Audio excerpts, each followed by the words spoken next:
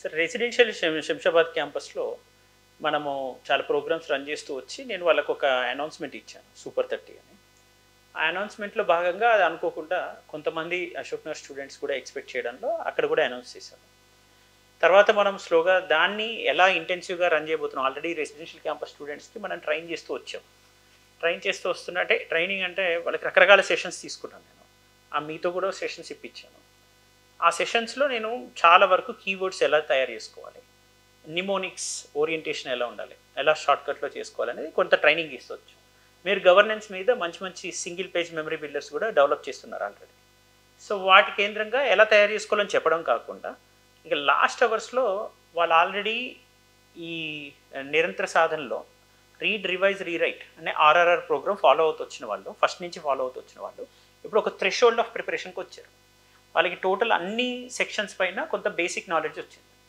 ఈ basic knowledge ఉన్న వాళ్ళకి బేసిక్ నాలెడ్జ్తో పాటు ఆన్సర్ రీటింగ్ స్కిల్స్ కూడా ఇంప్రూవ్ అయ్యి స్పీడ్ ఒకటి ఇంప్రూవ్ చేసుకోవాల్సిన కండిషన్లో ఉన్నారు. Speed and spontaneous recalling and reproduction అనేది వాళ్ళకి కష్టమవుతున్న స్థాయిలో ఉన్నారు ఒక స్టాండర్డ్కి వచ్చి. వీళ్ళందరికీ మనం ఏం చేస్తామంటే ఒక యూనిట్కి సంబంధించిన గతంలో మనం కండక్ట్ చేసిన క్వశ్చన్స్ అన్నీ కంపైల్ చేసి హిట్ ప్రోగ్రాంలో ఇచ్చాం.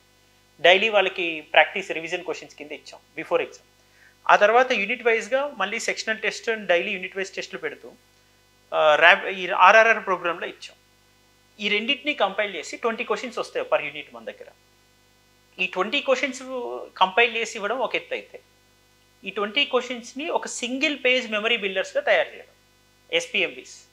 ఈ ఎస్పిఎంబీస్ తయారు చేసి వాళ్ళకి డైలీ సూపర్ 30 అనే ఒక ప్రోగ్రాంలో ఎగ్జామ్ లాగా తీసుకెళ్దామని ఆలోచన వచ్చింది.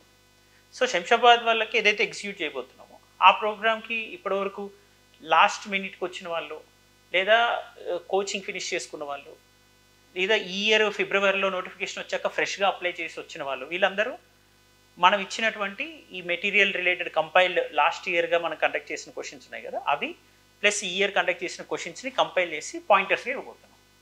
ఈ పాయింటర్స్ని రోజు చదువుతారు, సింగిల్ పేజ్ మెమరీ బిల్డర్స్ని చదివి వాటిల్లో నుంచే మనం ట్విస్టెడ్గా క్వశ్చన్స్ ఇస్తాం యూనిట్ వైజ్.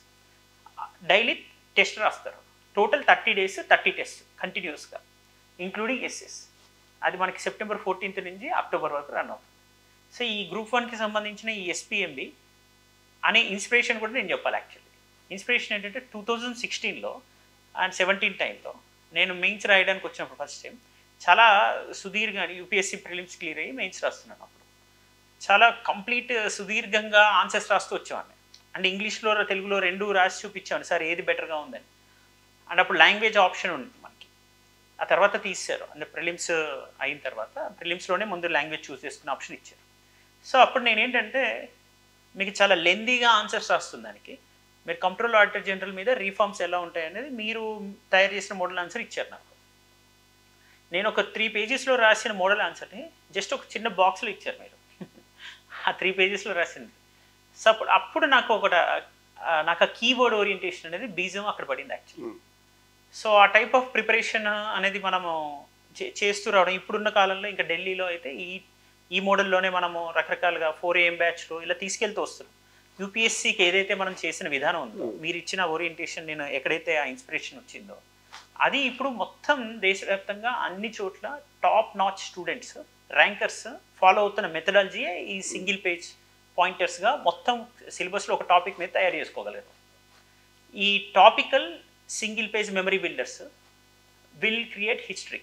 అంటే నేను ఎందుకు అనుకుంటున్నా అంటే ఇది కరెక్ట్గా ఎఫెక్టివ్గా ఎగ్జాక్ట్గా ఎవరైతే అర్థం చేసుకొని టోటల్ ప్రిపరేషన్ చేసిన వాళ్ళు ఒక సింగిల్ పేజ్లో ఎంటైర్ యూనిట్ని గుర్తుపెట్టుకునే స్థాయిలో ఉంటారో వాళ్ళకి spontaneous recalling and reproducing ability అనేది పెరుగుతుంది. వాళ్ళు డెఫినెట్లీ టాప్ ర్యాంకర్స్ అయ్యే అవకాశం కూడా ఉండొచ్చు. ఇప్పటివరకు ప్రిపేర్ అయిన వాళ్ళు అసలు ర్యాంకర్ కాని వాళ్ళు ర్యాంకర్ స్థాయికి వెళ్ళే అవకాశం ఉంటుంది. హిట్ 3 ఎలా అయితే వెళ్ళిందో పిల్లలకి అసలు మాకు ఆన్సర్ రైటింగే తెలియదు అనుకున్న వాళ్ళు ఈరోజు ఆన్సర్ రైటింగ్ పూర్తి నాలెడ్జ్తో ఉన్నారు. సో ఇప్పుడు దిస్ ఈజ్ వాట్ అంటే మనం గ్రూప్ 1లో ఇన్నోవేషన్కి కారణం ఏంటి, అసలు మనం తీసుకెళ్తున్న ఈ పద్ధతి, దీనికి మీ అనుభవం ఏంటి, అండ్ అన్ని సబ్జెక్ట్స్ అసలు ఎలా ఇలా చేయగలుగుతున్నాము మీరు ఒకసారి చెప్పండి సార్. జనరల్గా ఆస్పిరెంట్స్ డిస్క్రిప్టివ్ ఎగ్జామ్ రాసేటప్పుడు యూపీఎస్సీ ఎగ్జామ్ ప్యాటర్న్ వేరే, గ్రూప్ 1 ప్యాటర్న్ వేరే, ఆ టైప్లో ఫీల్ అవుతుంటాం.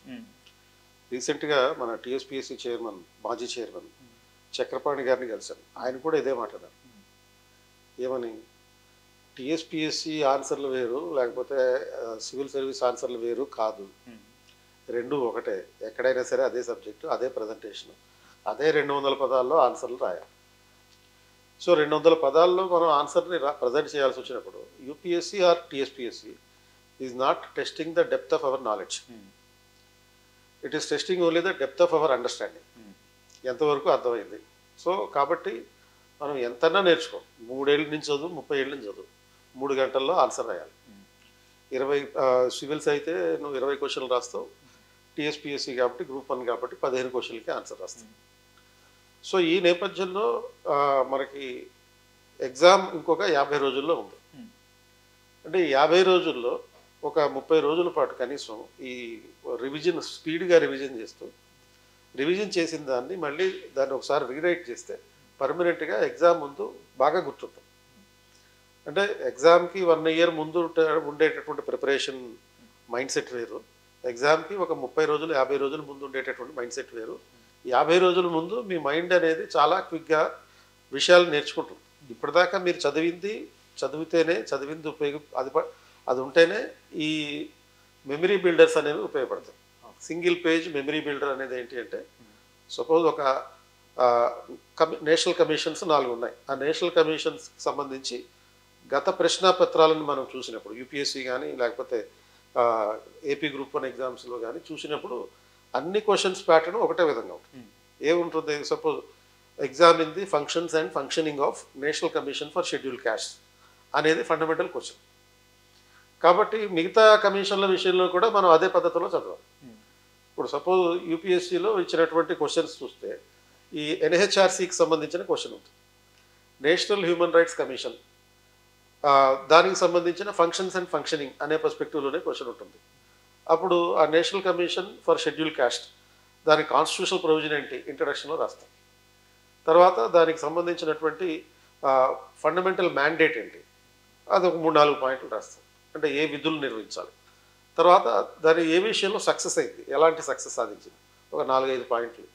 ఫెయిల్యూర్ అయింది అని కొంతమంది అంటున్నారు దాని పనితీరులో, అంటే ఆ మ్యాండేట్ నిర్వహించడంలో, దానికో 4-5 పాయింట్లు.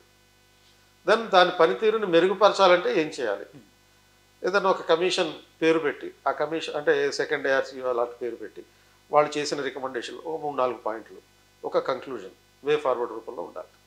సో ఇట్లా మొత్తం అన్ని కమిషన్లకి ఇదే స్ట్రక్చర్. సో అదే ప్యాటర్న్లో మొత్తం 4 కమిషన్లు, ఎస్సీ కమిషన్, ఎస్టీ కమిషన్, తర్వాత minority commission, women commission, as well as NHRC, ఈ అన్నిటి కమిషన్లకి ఉన్నటువంటి ఫండమెంటల్ మ్యాండేట్ అనేది మోరార్లెస్ ఒకటే ఉంటుంది, అండ్ దానికి పనితీరు ఒకటే ఉంటుంది, అండ్ ఫంక్షనింగ్ కూడా అదే విధంగా ఉంటుంది. ఫెయిల్యూర్లు కారణాలు అయ్యే ఉంటాయి.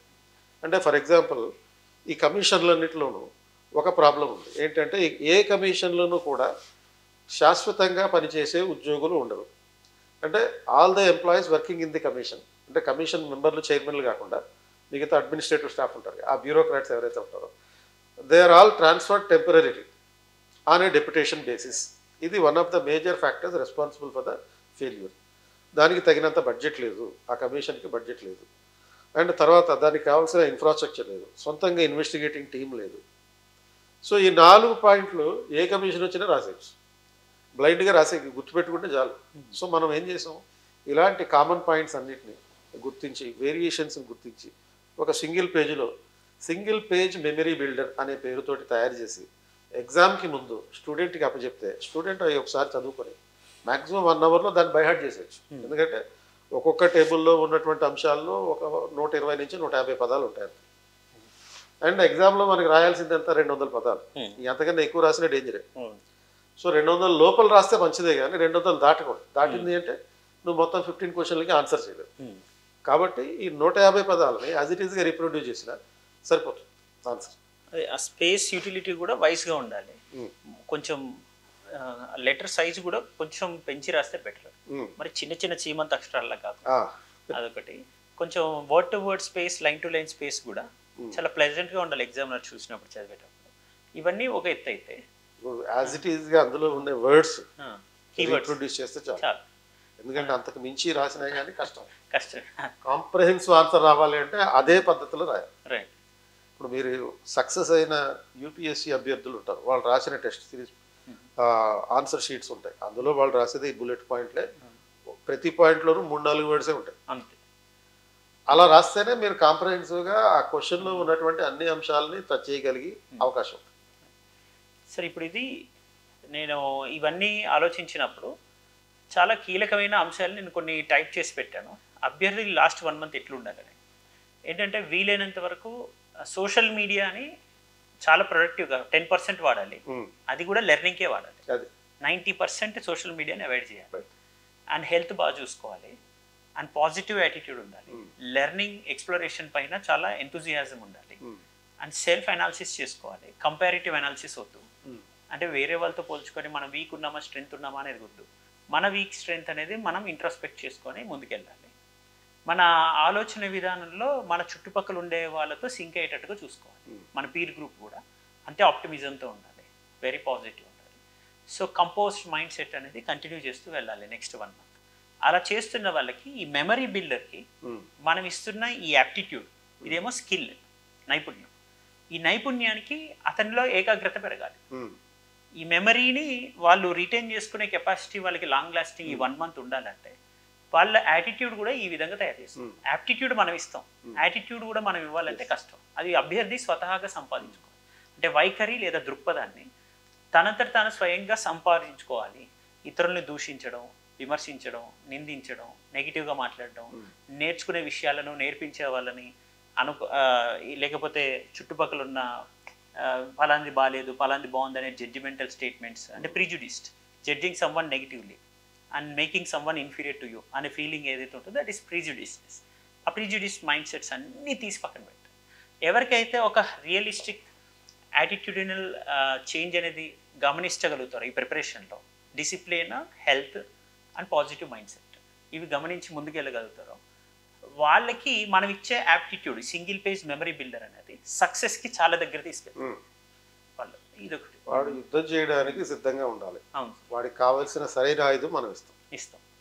ఆ సిద్ధబాటు అనేది పాజిటివ్ యాటిట్యూడ్ ద్వారా వస్తుంది. అర్జునుడిలాగా మనం, ద్రోణాచార్యులాగా మనం ఉండి ముందుకు నడిపిస్తాం, శ్రీకృష్ణుడిలాగా ఉండి ముందుకు నడిపిస్తాం. సరిపోతుంది.